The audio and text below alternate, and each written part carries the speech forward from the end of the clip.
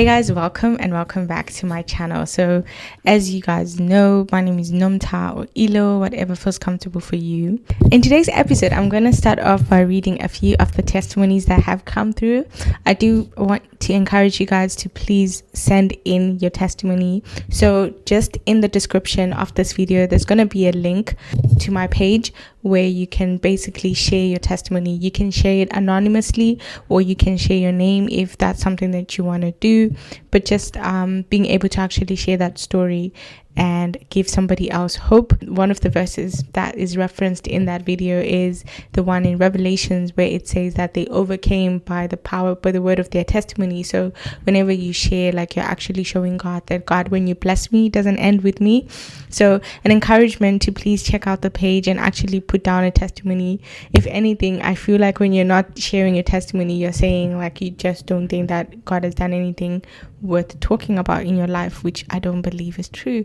But please do if you feel comfortable, please do feel free to share. That would be such an amazing thing. So anyways, moving on to the first testimony that we received. Someone said they arrived in a foreign country. So this is an international student, I'm assuming. Arrived in a foreign country, but God has put destiny helpers all around me, my pastor, my fellow Southern Africans. I'm very taken care of. And I think that's so amazing. I think that God is in the detail. So I know how it feels like to just like move from a different country altogether, and just like being able to embrace the people that God is sending your way, because it's such a powerful experience. And I'm so happy for you for that. And for anyone else who is going through a season of moving, I hope you take encouragement in that, to just like try and pray for that good community around, because if it's happening for others, it can surely happen for you. The other testimony was, I gave tithe as a student, was hesitant because every dollar counts. I can relate, but then I gave anyways, and God gave me tenfold within a week. Like, how crazy is that? I feel like I should actually read these with you guys, because I read them beforehand. So I'm like, you guys don't see the actual like initial reaction that I had, but I was just like really surprised at like tenfold in a week. And God does that. God actually does that to encourage you to keep giving, to encourage you to know that his principles work, his principles are true. And I really like this, because I think it's such a common topic, like, should we give tithe as students? So does God understand? And I've had this conversation before where I was saying, someone was telling me that God is rich, like you should save me, the poor person. But it's like, it's a principle in God's kingdom. And whenever we think that giving God is, stealing from us, then we've misunderstood entirely how much power God has. And I really love this testimony that, he was hesitant, but at the end of the day gave, and, God gave tenfold. I think that's such a powerful story. So anyways, guys, we are going to move on to today's Moved by Stories session. So I'm actually enjoying this kind of like Bible study series, first of all because it also encourages me to read my Bible, but also it's the stories just kind of keep me hooked, and I'm like, like kind of expectant, like, God, what do you want to show me in the story? And being able to actually embrace the story for what it's actually giving. So one of the stories that I've been reading is the book of Daniel. So I just want to walk you through the story of Daniel till probably chapter 6, right? So the story of Daniel starts when Daniel and his friends are taken from Judah into captivity in Babylon, right? And this is where King Nebuchadnezzar is ruling. And so you probably might be familiar with the story. So what happens is these Jewish boys, when they get to like the cell that they're being kept enslaved to, so they get like changed to new names, they get given new names, the names from the place of slavery that they're going to be leaving. And so one of the things that happens is like Daniel asks the chief guard to excuse them from the whole meat and the food that they were being given. Daniel is basically like to the chief guard, like, no, we don't want to eat that. Daniel and his friends, right? He's like, can you just give us like vegetables instead? And that guy's like, nah, the king's gonna come for my throat. You guys are gonna look, slimmer than everyone else. You're gonna look like you're malnourished, right? And Daniel was like, put us to the test, like, give us 10 days. feed us only vegetables, then you come back and check if we've changed. If we haven't, like, if we are worse than those guys, then you can, go back to feeding us meat. But if we're not, then we would love to continue with this diet, And so they did that. Like, the chief guard was like, okay, cool, I'm gonna give you that. And then actually after those 10 days, they looked healthier than the other guys. And the chief guard was like, oh, that's interesting. Then the story proceeds to King Nebuchadnezzar having a dream, right? So King Nebuchadnezzar dreams and is so frustrated the next day, and he's like, bring me the wise man. I want somebody to interpret this dream, right? So the wise men are called, everyone's called, and now they're like, okay, tell us your dream so we can tell you the interpretation.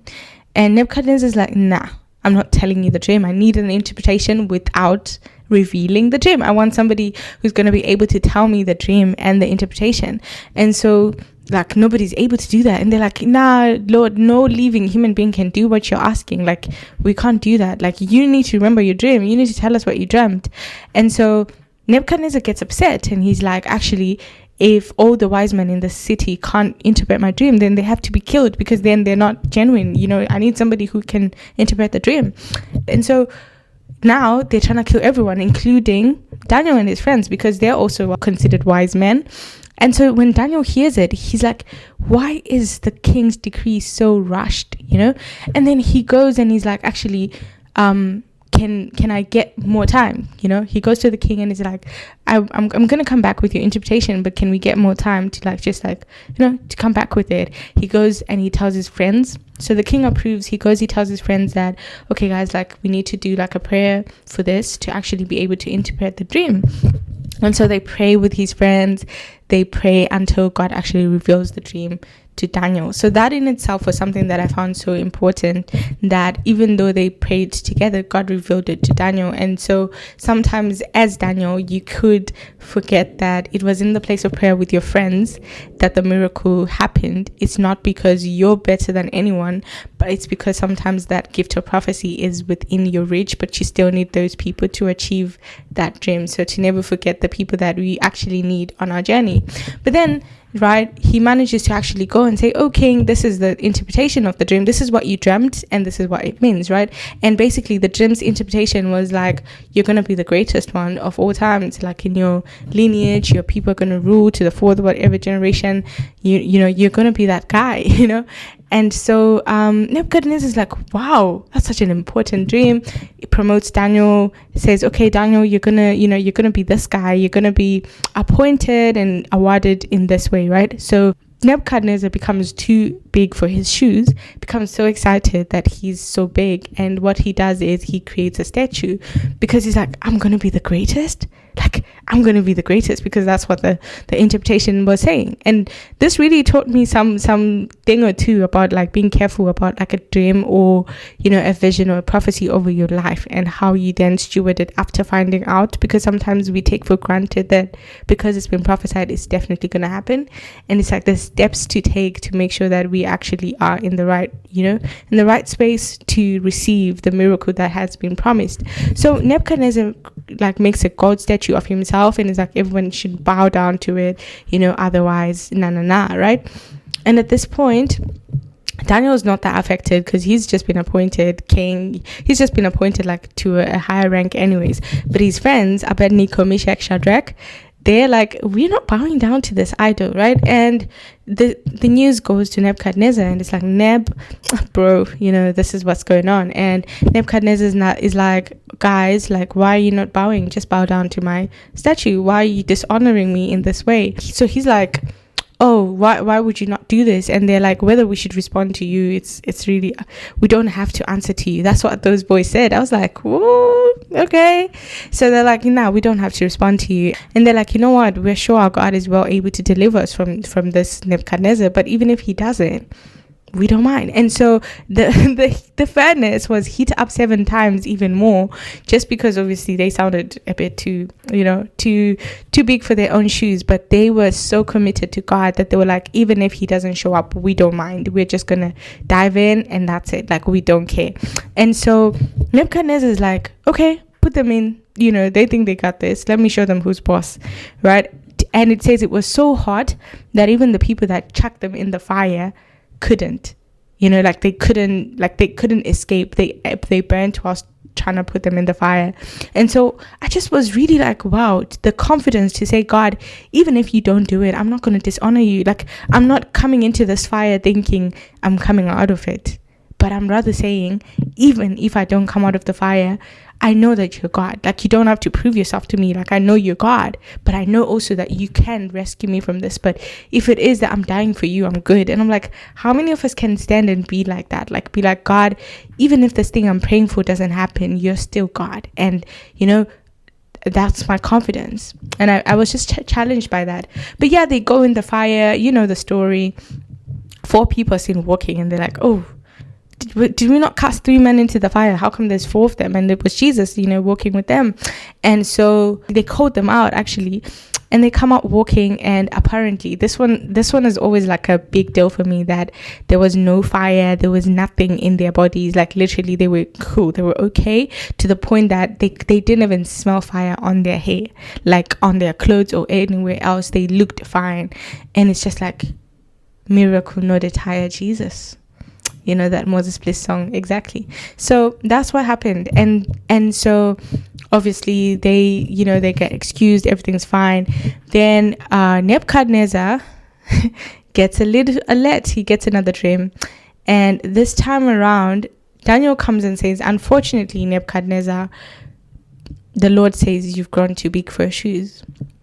Pride has eaten up your kingdom, and so as a result, you're going to be separated, you're going to be taken down. I really said pride is a big beast, and it says, yeah, you've become too big for your shoes, because we told you you're going to rule. You're just suddenly like thinking you are God instead of God, and so he runs mad, and he has to go and live in the wilderness because of that, because of his arrogance that had made him forget who God was. And so unfortunately for Nebuchadnezzar, he goes there. But the next part is quite interesting, that his son then becomes king. This is Belteshazzar, who then also hosts a whole party, worships gods and everything like that. And he hosts a party. In this party, that's when the handwriting comes on the wall, and it's like, mene tekel parsin. And it was like, your kingdom is coming to an end. And it was because of that, because God was displeased in him and his actions. And so he had promised to give an award to the person who was able to interpret the handwriting, and all the other wise men had failed. And so Daniel came to the rescue again, and Daniel goes like, keep your reward to yourself, but this is the interpretation, that your kingdom is coming to an end. The Lord is displeased in you and everything like that. And so indeed he died the next day, but he still appointed Daniel before he died. And I just thought that was so amazing, that like God's justice system was like, I'm gonna reward you for the gift that I've put inside of you. And that's what I want us to stand by, like, because in Daniel's eyes it was like, keep your gift to yourself. Like, I'm not trying to be bribed by your money, I'm telling you the truth as it is. And it's like, when we stay loyal to God's agenda, like, he makes sure that we are fine. He makes sure that he then protects us and does everything according to his way. Then the next king is King Darius. And King Darius in this case was a good king and everything, but at this point people now hated Daniel, because Daniel was doing well in everything he was doing. And they're like, okay, how can we get Daniel? And this is the part that I wanted to emphasize. If you get nothing else in this video, this part. So it says in chapter 6, right? This is now in chapter 6. It says, then the presidents and princes sought to find occasion against Daniel concerning the kingdom, but they could not find none occasion nor fault. For as much as he was faithful, neither was there any error or fault found in him. And I just realized, like, to live in peace, we need to follow God's word. We need to be proper disciples of God, because then, like, no one can attack you, because you're someone who walks in integrity. You don't try to get away with things. You are living life according to God's promises and purpose for your life. And so, whenever we steer away from that, whenever we compromise, opening room for other things, we open links for the enemy to attack us. We open links for people to come at us and take away our rightful inheritance. But because Daniel was faithful in everything he did, they found no error in him, to the point that they decided that the error was how much he loved God. And they were like, you know what, let's get him where he can't, escape. And I'm just like, can that be said about you? Can that be said about me? That like someone tries to attack you, someone tries to show some of your weaknesses, and your only weakness is that you love God. Can that be said of us? Or do we compromise in certain areas because we're like, everyone else is doing it, or no one is seeing what I'm doing right now? And it really challenged me, and I was like, I want to be faithful like that. I want to get to that point where everything I'm doing is excellent, faithful, like there's no fault in me. Because even David was able to say that in his Psalms, like, Lord, search me, like I'm confident that I'm following you. Check my heart, check me. And so I just want us to actually desire that and aspire for that as individuals, that actually, like, when I'm checked out, can people actually say, well, she says nothing, like her words are pure, she walks in that integrity, faithful, like no one can come and say, oh, but you said this, like there's no hidden closet about my stories or whatever. Like I'm just walking in the faithfulness of obeying God. And so I like that about Daniel. It's a long story, guys. It is actually a long story, but yeah, I'm just gonna leave it here. Yes, I'm gonna leave it here for you to ponder on these thoughts. This was Daniel up to chapter 6, really, and I hope that's just given you a rundown of Bible study as well. But do feel free to read the story. I find it quite interesting. Whenever it's like a story, it's easier to read, I think. But yeah, I hope that's challenged you and really empowered you to think beyond right now. Like, Daniel was called an excellent man. An excellent spirit was within him. Like everything he did, he interpreted riddles. He did all of this, and his friends as well. Like he was surrounded by good counsel, and also he just shined every time like room was created for him. And that patience to not think it was his arrogance that was making him able to interpret things, but his ability to actually say, can we have more time, go back to his friends, confide in them, pray with them. I think all of those factors are such important factors in our journey as believers. And so I challenge you to look through that story and pray for that excellence and that faithfulness towards God's work, so that you will not be found wanting when people try to come for you. Let your only weakness be your love for God. And when that happens, as this next story, they make sure that they put out a decree that everyone tries to bow down to like the gods that Darius set up, or like, is it another statue by Darius? But then Darius is sad because he likes Daniel, but then he's like, oh, Daniel, like, you know what it is, may your God protect you, because now it's the lion's den. And so Daniel goes into the lion's den and nothing happens to him, literally because the Lord shut the mouth of the lions so that Daniel could survive the night. And so at that point, like, and at that point, because what I like as well is every time they got delivered, an important note that I left out, every time these people won, it gave credit to God. So every time you're asking yourself, how am I giving God glory?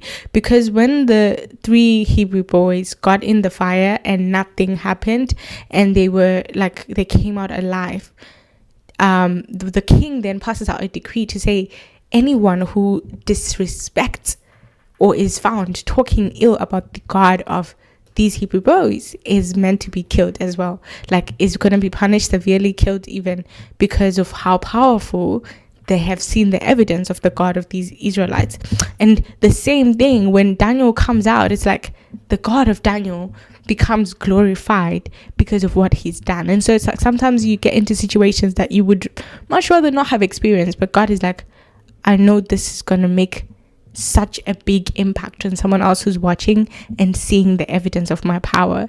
And so I hope that's inspired you as well to walk in faith and to be a vessel that is ready to represent Christ. See you again next time, guys, and please don't forget to put down your testimony as well. You could be the next Daniel on the show. See you next time, but for now, bye.